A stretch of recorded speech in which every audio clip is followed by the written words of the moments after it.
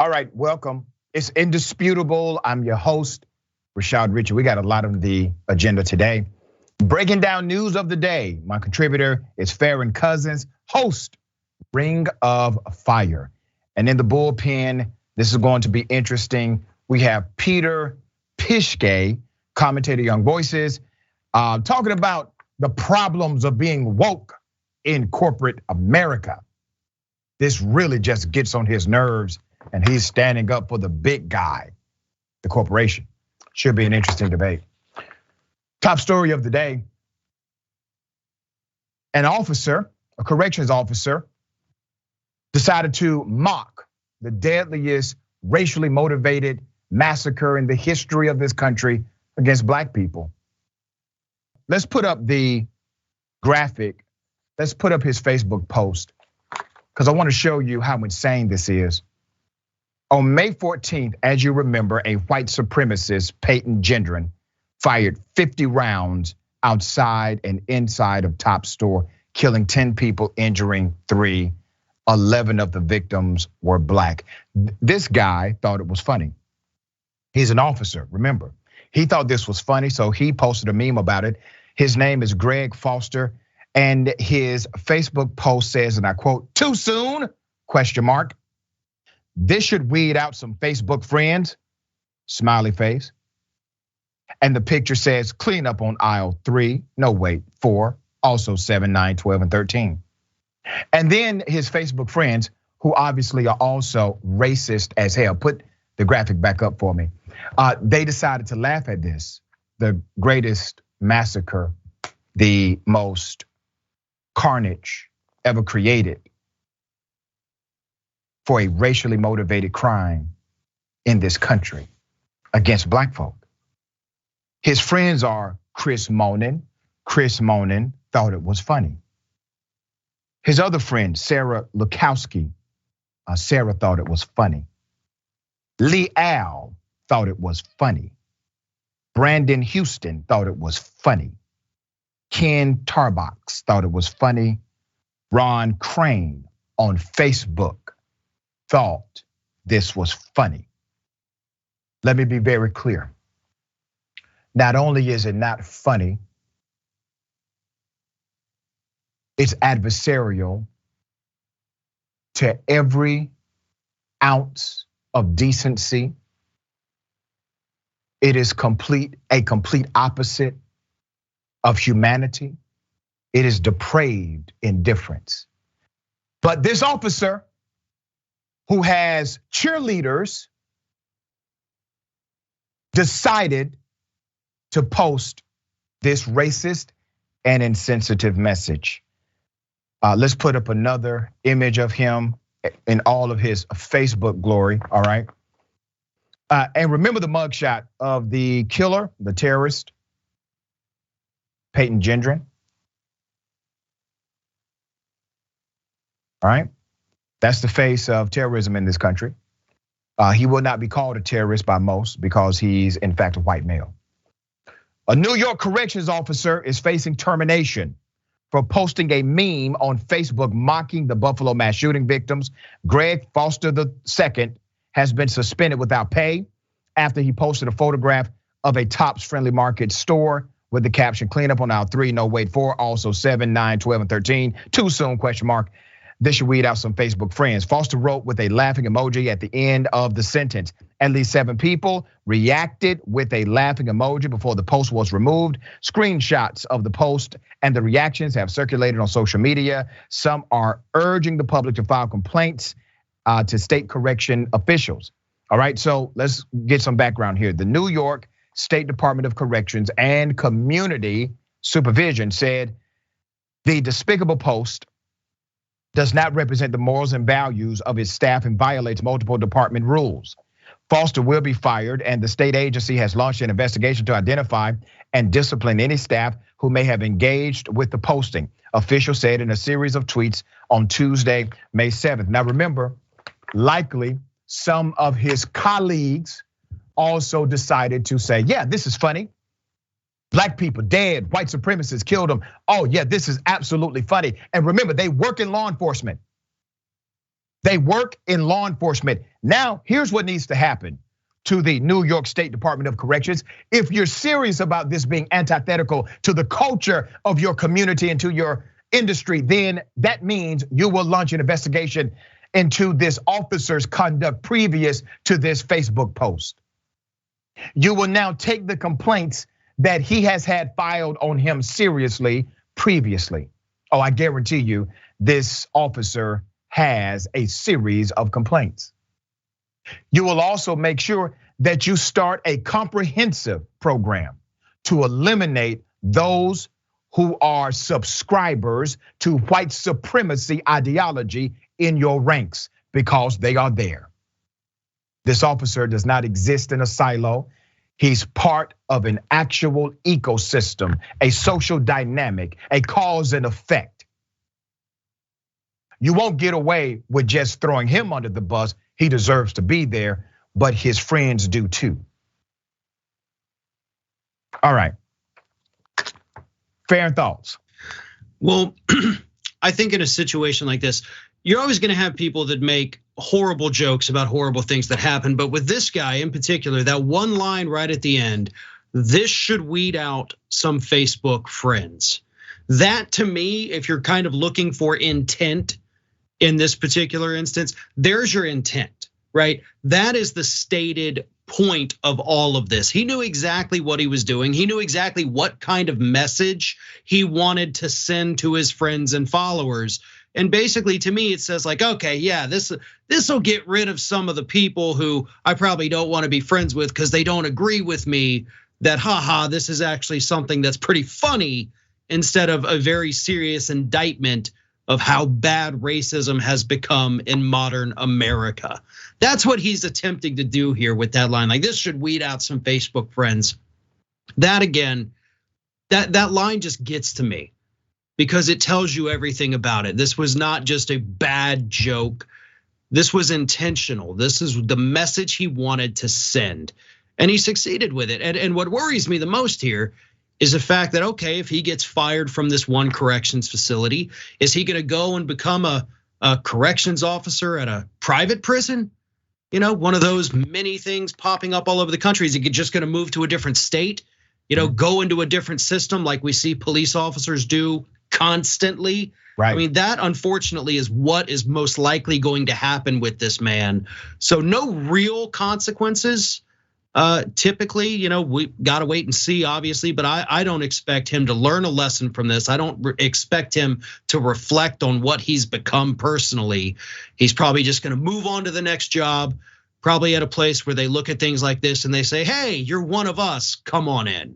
Yeah, and that's why we highlight them on the show, because we don't have the George Floyd Policing and Accountability Act, which would have created a federal database so that anyone could have looked up this incident at any time in the United States of America or beyond. Since they don't have that database, we are going to create our own de facto database where we highlight these individuals. All right, we're gonna go to a break. We'll be back.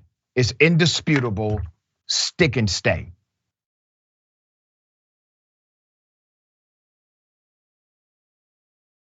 All right, welcome back. We got a lot of show left. Okay, let me go to a private school in Birmingham, all right? This private school decided to show President Barack Obama as a monkey. Put up the graphic, okay? Let me give you some background to this. There's a wave of controversy now after students were given an assignment titled An Introduction to Primates, okay? And former President Barack Obama's photo was prominently listed.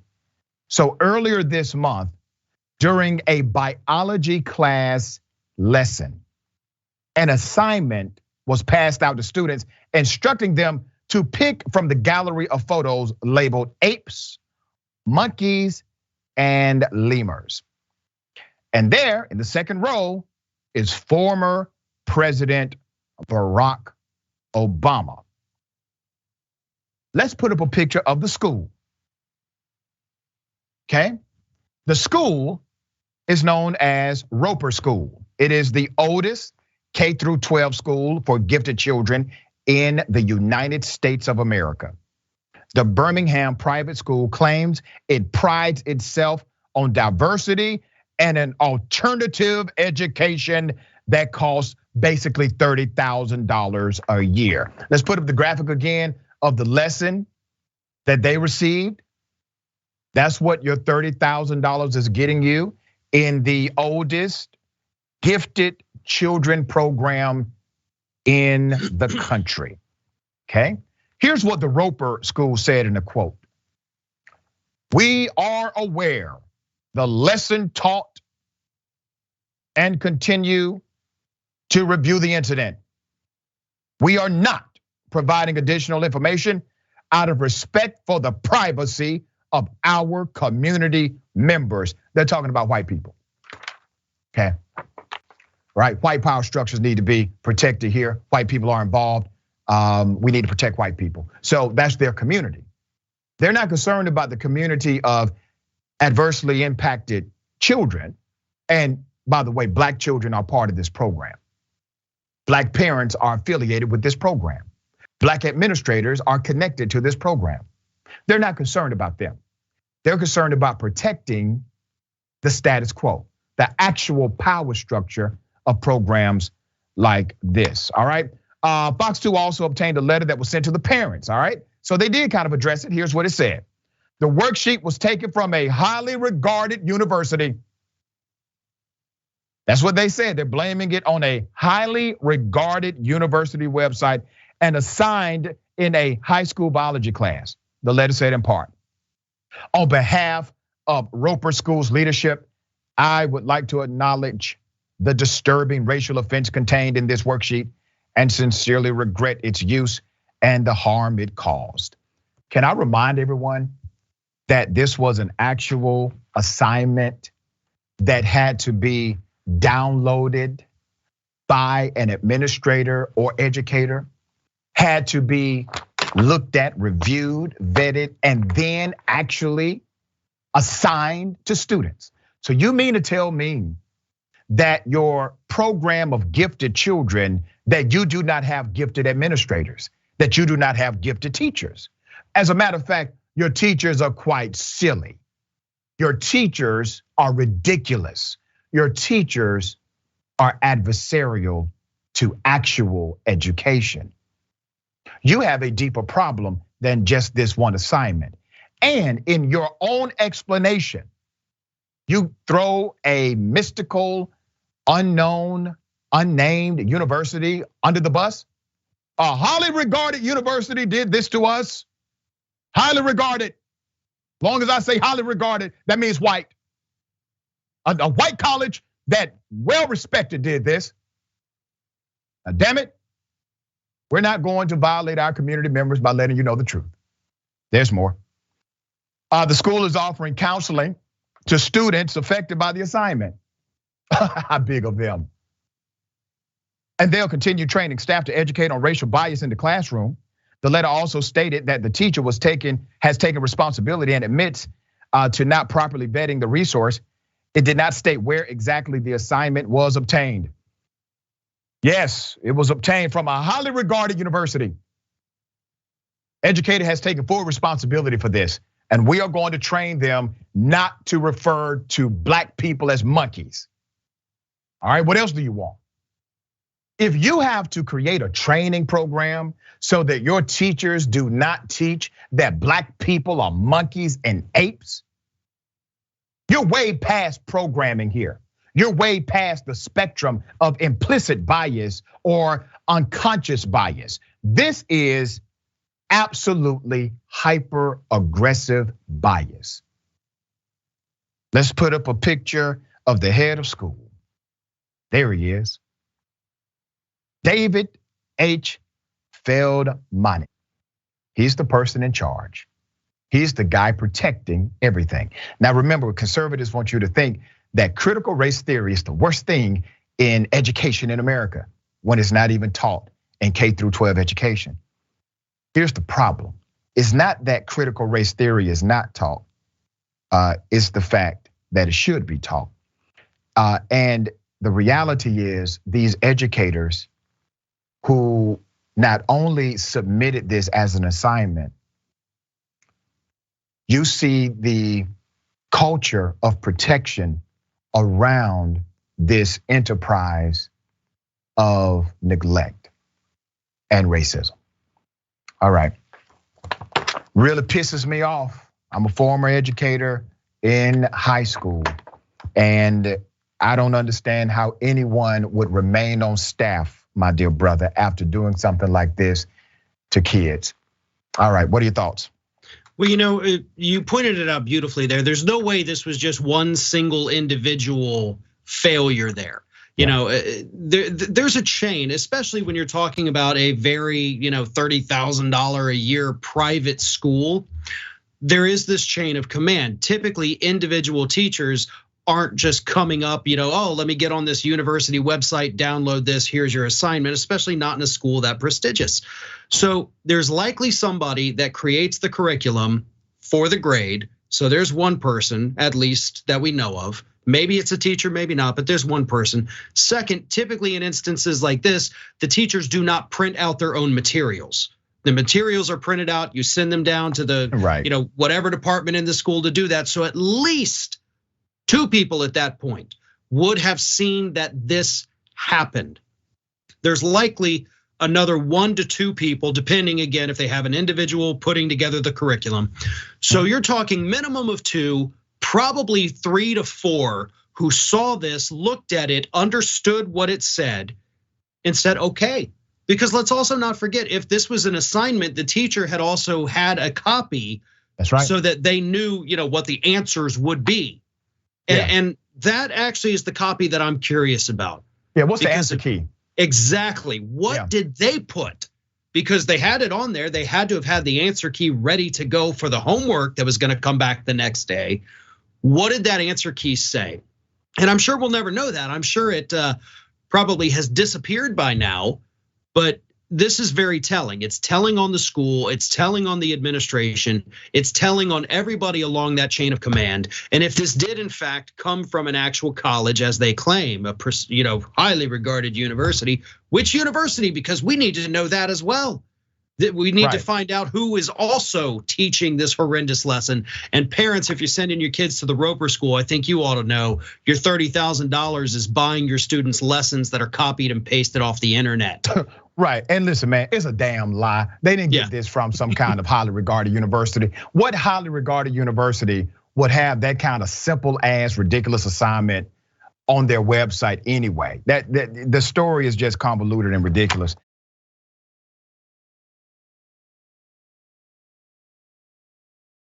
Let's put up the scumbag's picture. Put his mugshot up on the picture he gets here. Okay, this is a deputy who decided, according to the report, this deputy sheriff decided to rape an inmate during transport. This deputy is out of Oklahoma. His name is David Wayne Lohman, 58 years of age, was charged with a sexual battery, forcible sodomy, and engaging in a pattern of offenses against a female inmate.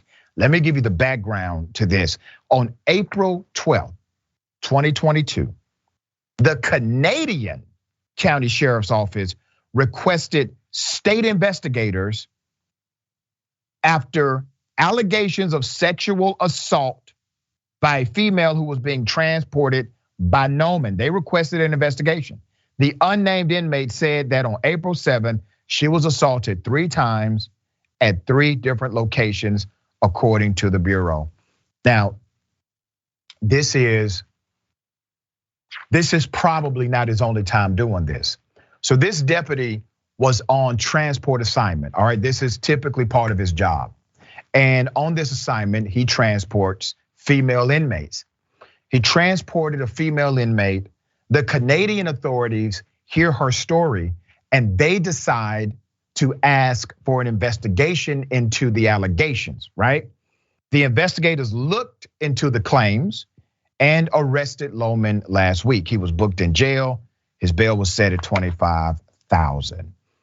Once again, corruption permeating through the culture of law enforcement. And because this country has a rape culture, listen, we know this. Probably much won't happen to him. he needs to go to jail for the rest of his natural life, in my humble opinion.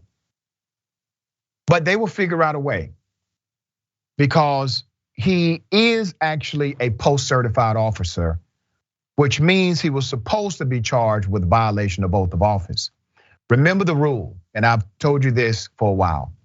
If you do not see them being charged with violation of oath of office, when that charge is not on the docket, the fix is in. There are two fixes typically when they do not charge with the oath violation. One fix is the plea deal.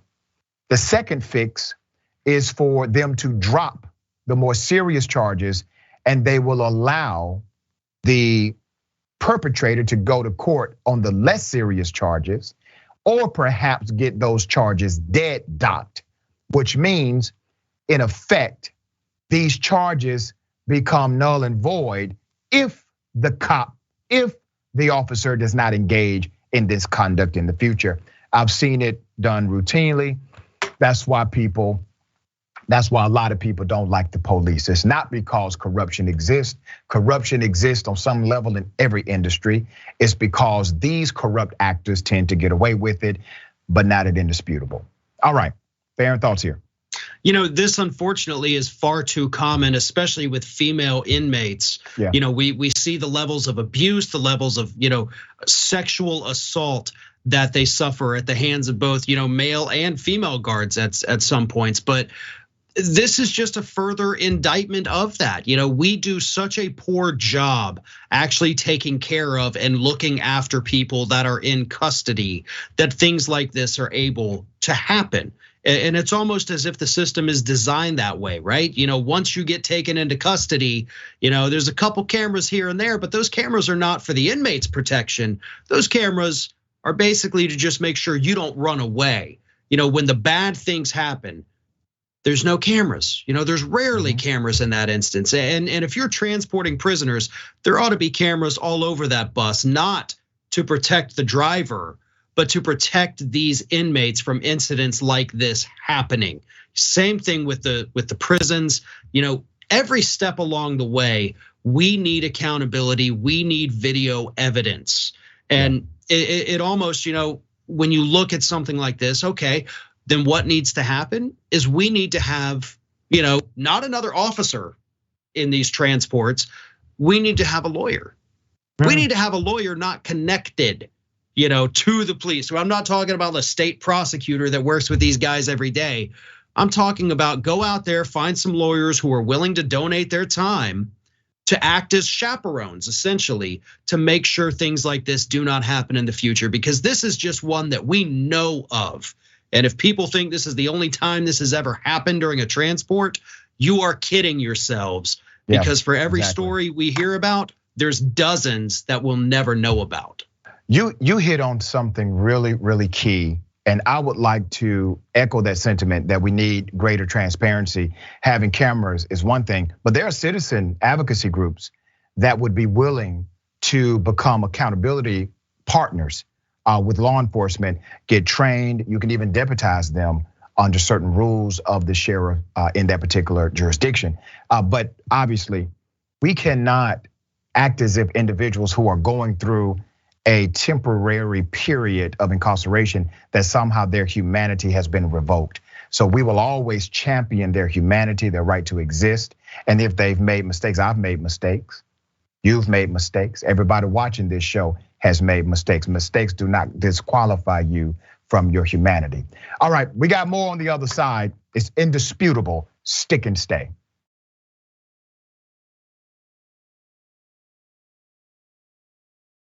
All right, welcome back. We got a lot of show left. Don't forget, make sure you watch the watch list. All right, big homie J.R. Jackson, live weekdays, 12 p.m. Eastern time, 9 a.m. Pacific time. All right, ladies and gentlemen, I wish a Karen would.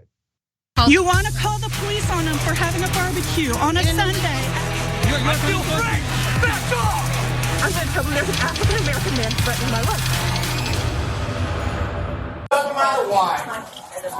And you probably put yourself in a position to make them do that. That's a typical man. Typical man to say that. Ma'am, no weapons on you or anything like that? No, here. No, that's okay. Stand up for me, please. No. And just make sure you have any weapons on you. Look, I don't even have pockets. Turn around. I don't want to touch you. I don't have pockets. Okay. Under arrest for battery.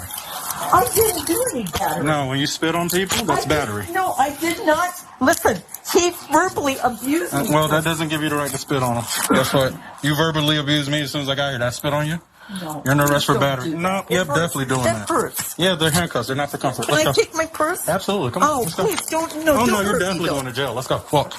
Unbelievable. Mm-hmm. Can I leave my car here? That's absolutely fine. Sure. All right. Yeah, this is unbelievable. Yep. Unbelievable. Officer, this is unbelievable. Let's go. Unbelievable. Unbelievable. Well, I'll get a good attorney. God bless you. Yep. God bless me. God, because I'm a Christian. Christians don't talk like you. No, but you know what? No. I just went through. Can I put that in my purse, please? I need to collect your property. You are a prisoner now. I need to collect your belongings. I've never been a prisoner. Well, you are tonight. Amen. We found it. Legend has it that there will be one police officer who's actually an anti-Karen. There's more. That's gonna happen. With a simple I'm sorry. I'm sorry. I'm sorry. I'm sorry. For every. But you, can you apologize too? I apologize. I'm not a racist. I have friends that are Muslim. Okay? I have friends that are Muslim. Oh, that hurts. You're hurting my hand. Well, they're handcuffs. They're not for comfort. Well, I've never had handcuffs. So that's a no. Okay, so Except when I those was- same Muslims that you were talking to just decided your fate and they elected to not Thank prosecute. you. God bless you. Yeah, God bless them. Because if it was up to me, you'd be going to jail. Come on, officer, please. But they decided, as the victim, that you were not going to jail. Oh. I suggest you watch your mouth because the particular. Shut up. Listen. The particular group that you decided to mouth off to were professional or nice. Some people might kick you in your face and they're going to come pick up the pieces. The man is telling the truth. All right. So this Karen, I got more video, by the way. This particular Karen decided to spit on another human being because of some verbal back and forth. All right.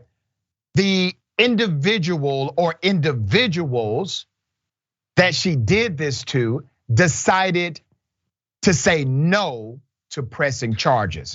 I still think she should have been arrested. All right. I still think she should have taken that ride for sure, regardless of what they said on the scene. There's one more. Here it is.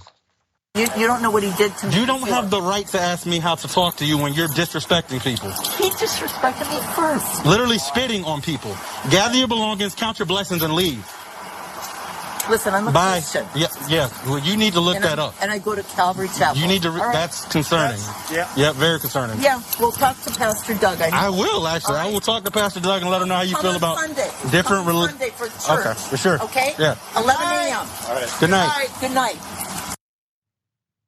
I've already reached out to Pastor Doug over at Calvary Baptist, Calvary Chapel Church. I have not received a response as of yet. After the show, I will be sending his church this particular clip that we put on social media every day. I will also be tagging the church once we post this clip later today because she asked us to do so. She said we need to contact her pastor. All right. I'm just trying to make people's dreams come true. Farron, thoughts here? You know, the fact that she even did any of this in the first place shows that she felt not only safe to do it, but almost entitled to go after Muslims because she doesn't like Muslims. It's not just the comfort anymore that people feel expressing these overtly racist views. It's that they feel the necessity to do it. Again, the entitlement to do this, that this is their right to just walk up to somebody in a Walgreens and start in with, I don't like you. I mean, I don't like the way you are. That's where we've come, and that's what's driving so much of this that we see from these angry interactions for absolutely no reason. All that woman had to do was do her shopping and go home. That's it. She made the decision because she felt compelled to do that. And based on what I saw right there at the end of that video, I don't think she learned anything. No. I absolutely feel like she walked away thinking, ha, I win. Yeah. And that's the problem. I know they might still be able to. Maybe it's time to go back and say, you know what? I do want to press charges after all. And they can still do that. I highly encourage, if somebody knows the people that were spat upon, to encourage them to press charges. Now, let me say this. I wish Karen would spit on me. This will be the fullest extent of the law counter prosecution, all right? I will hold press conferences. We're gonna make sure that we figure out a way to upgrade that to a felony, all right? Okay, I got something for everybody. Double dose. You wanna call the police on them for having a barbecue on a Sunday. I feel free, back off! I'm gonna tell them there's an African-American man threatening my life.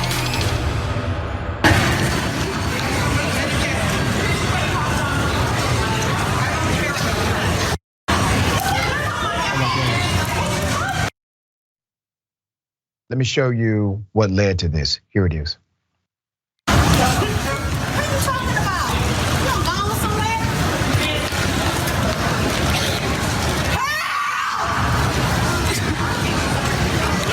What do you need? You stole my headphones.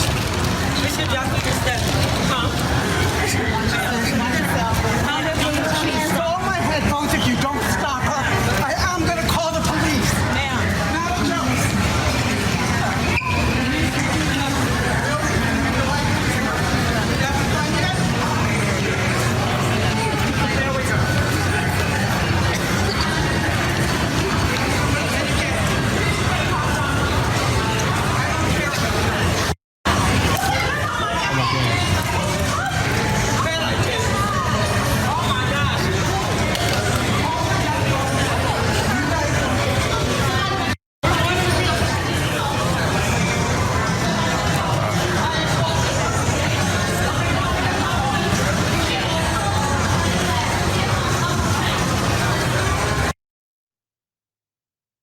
This is what Black women go through.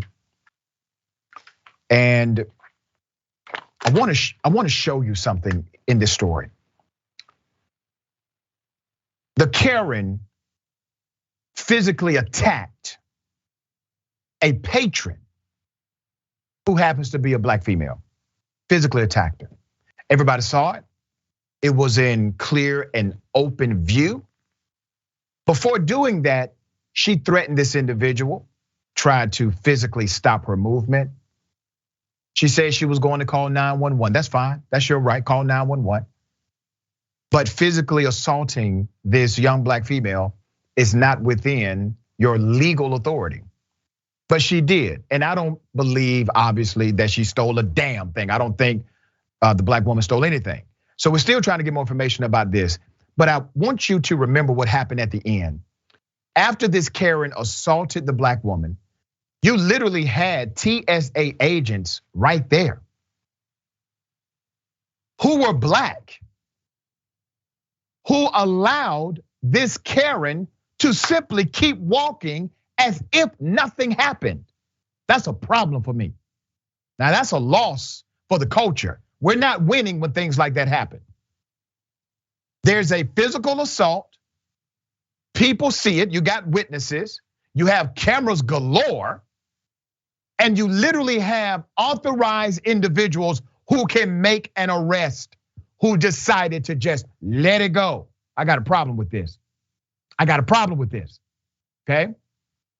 All right, we're gonna follow this story because that's a breakdown of not only protocol, that's a breakdown of common sense. Nobody can physically assault a consumer at your facility and get away with it. That never should be.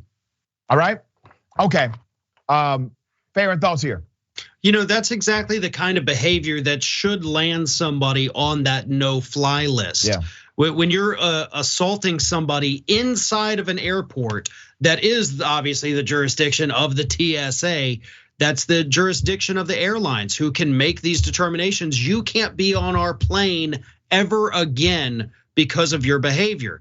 And speaking of on the plane, I'm willing to bet, based on the number of headphones I've found sitting on airplanes, that's where her headphones are. Yeah. So, of course, I don't know for sure, but what I'm assuming, because again, I've seen this happen so many times, the lady probably tucked him away somewhere in the back of the chair bin, forgot about him, goes out to pull him out, and then sees somebody next to her with headphones that look identical, because 90% of headphones all look the same. That's how they make them. They're all identical. And probably thought, oh my God, I'm not the careless person who left them on the plane or who misplaced them. Clearly, she stole them from me, because look at her. I mean, she looks like a thief, and we all know what that means. And that's probably, again, I can't say for certain, but if I had to make an estimation here, that's probably what went through her head. And it's disgusting, because that is immediately where she went. Instead of thinking, okay, where could I have left them? What could have happened here? Did I put them in another bag? No, she immediately said, black person headphones, those are mine, give them back or I'm gonna hurt you. That's where she immediately went with it. Yeah, nobody stole her damn headphones. All right, we got more on the other side. It's indisputable. Stick and stay.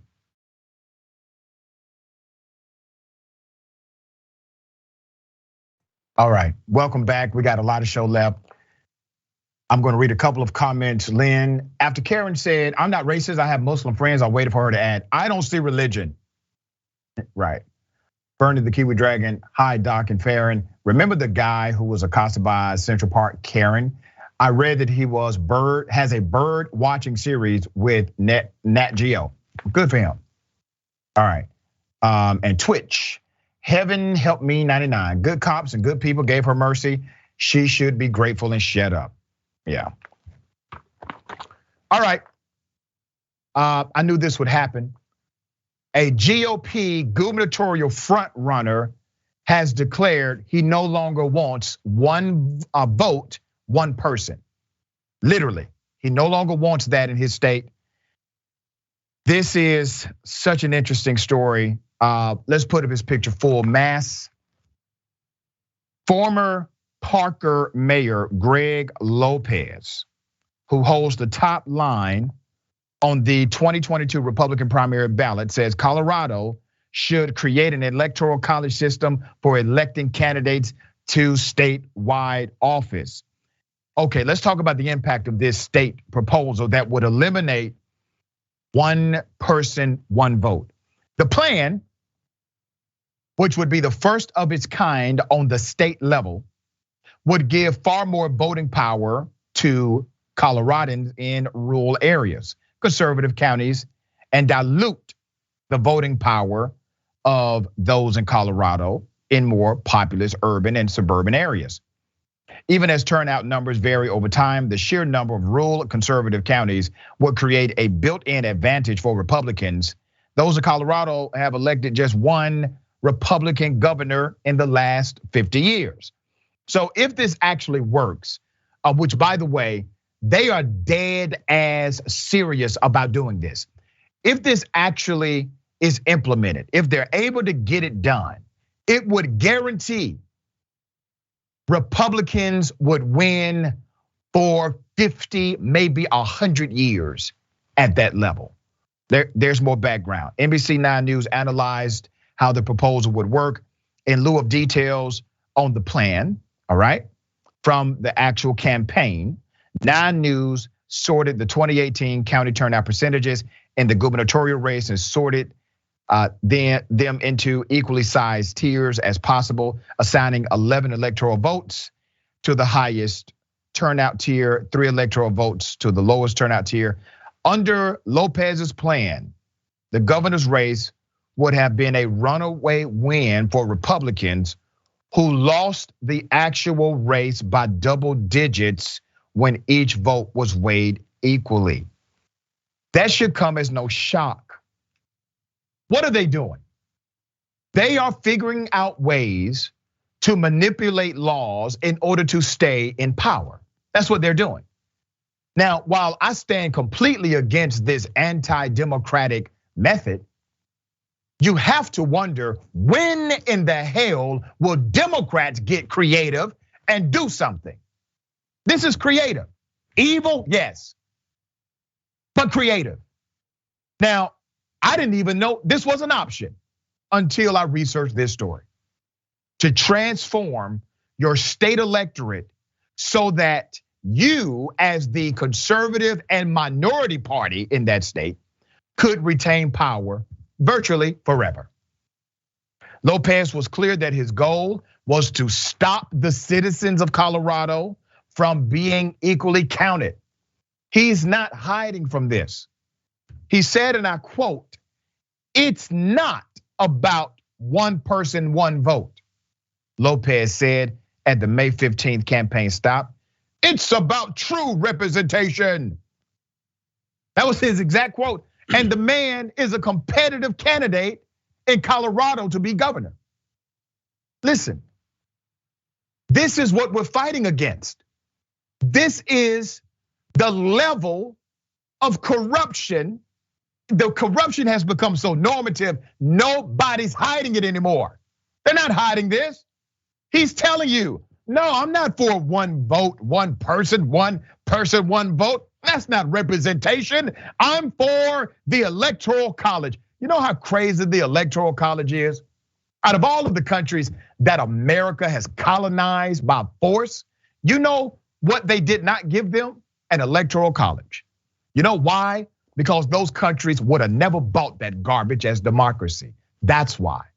The Electoral College system in our national presidential election is rooted in racism, is rooted in slave era tactics in order to give southern states more power.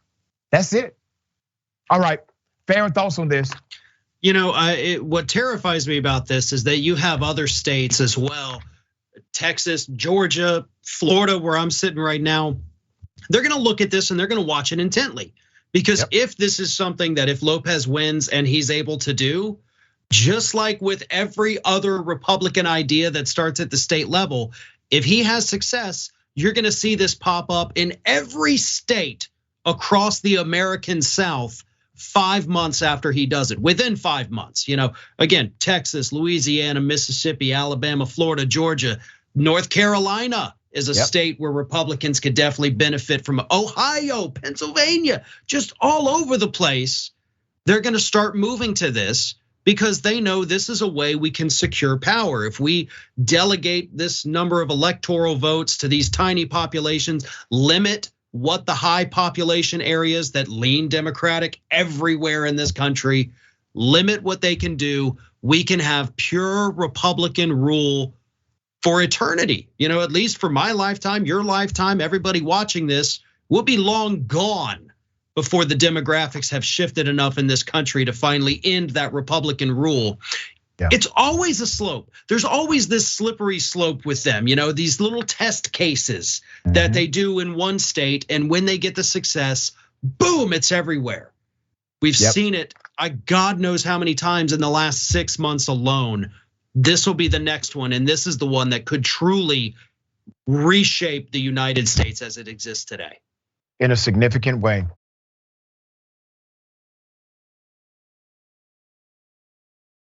Imagine a bus driver not liking Spanish or Hispanic children to speak Spanish, getting upset and deciding to turn the bus around, take them back to the school, tell them to get out, and they are now not supervised by an adult. Well, that's exactly what happened. A bus driver at Woodard Junior High School told a bus of 20 students that they could not speak Spanish while riding the bus home from school in Yuma, Arizona, okay? I wanna remind everyone, America does not have an official language. Even if it did, children speaking in their native tongue should not warrant you putting them in danger and not fulfilling your obligation and duty to care. This is what happened according to the report. The relative of a student at Woodward Junior High says the driver got upset when students continued speaking Spanish after they were told to stop, and apparently even had a sign on the bus saying the students cannot speak a foreign language on her bus. In a video taken by a student, students confronted the bus driver about this apparent racism. A voice off camera is heard asking the bus driver, native language? What's so wrong with that? And another voice is heard saying, why don't you learn Spanish? Another voice is heard on the video responding with, maybe I don't want to. I'm in America. Note, Yuma, Arizona, where the school is located, is a town of 60% Hispanic population. Okay, the bus driver apparently got fed up, slammed on the brakes, turned the bus around and took all the children back to the school.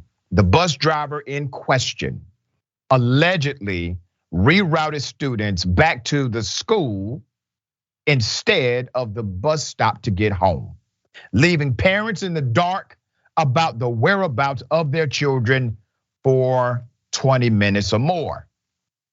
Let's put up a picture of the school. There was no adult supervision. The kids were found outside of the school with no adults at all because the bus driver did not give a damn about these children. The bus driver has not been seen since the incident on May 13th, but Yuma Elementary School District has not confirmed or denied if the driver is still working or on administrative leave. Let's put up a picture of the superintendent. Buck stops with this person. This is the superintendent. His name is Jamie Sheldon. The district says they are investigating the situation, but has refused to comment further. Okay, all right, so a couple of things here. Obviously, this bus driver is hella racist. I'm sure this is not the first time that this kind of conflict has happened, where her racism has permeated through the culture of her job. And this time, it actually led to children being put in a dangerous situation. We should not even have a conversation about if she's employed. The conversation should be, where's the warrant for her arrest for child neglect, child endangerment, child abandonment? Where is that warrant? Because that's exactly what happened here. All right, okay, Farron, thoughts here? No, you're exactly right about that. I mean, the fact that we haven't seen her in days. It should be because she's in jail. Right. You cannot just, I mean, essentially at that point too, a good prosecutor could probably go to court and argue that this was in fact kidnapping. You're charged with taking children to a specified place. That is your job. That is what the parents, the county, the school, the superintendent, and everybody has entrusted you with. You decided to move these children to another location that was not allowed based on these preset parameters that the county has for your bus route. So again, a very skilled prosecutor could probably go ahead and threaten those charges as well. And I think you'd have a really good chance of making them stick. These parents were terrified. They knew their kids at a certain time every day are supposed to be at this bus stop so they can get home from there. They didn't show up. 20 minutes, a 5-minute variation, sure, I get it. My kids have ridden the bus and every now and then a couple minutes, but 20 minutes, I would have been on the phone with the police immediately at that point. And we don't know, maybe some parents did, but again, they had cell phones. Some were able to contact and say, listen, this is what's happened here. I've been taken back to the school. But the legal issues here, I mean, you've got civil rights violations out the yin yang at this point with this one. Obviously, the child endangerment, like I said, possibly, the argument of kidnapping. That's probably the most extreme. Probably wouldn't happen, but again, it could get a good enough prosecutor. But there's lawsuits and legal charges that absolutely should already be filed right now. And the school district's response is, we haven't seen them. We don't know. Right. It's crazy. It's crazy. Like somehow she's not part of their culture. All right. She's an expression of their leadership as well. Always a pleasure, brother. Tell people how they can follow you, check out your great work. YouTube.com/The Ring of Fire. And I'm on Twitter, Facebook, and Instagram at Farron Balanced. So thank you again for having me. It's always a pleasure being here. Always, my friend. Take care of yourself, take care of each other, take care of the planet. Remember, the truth is always indisputable.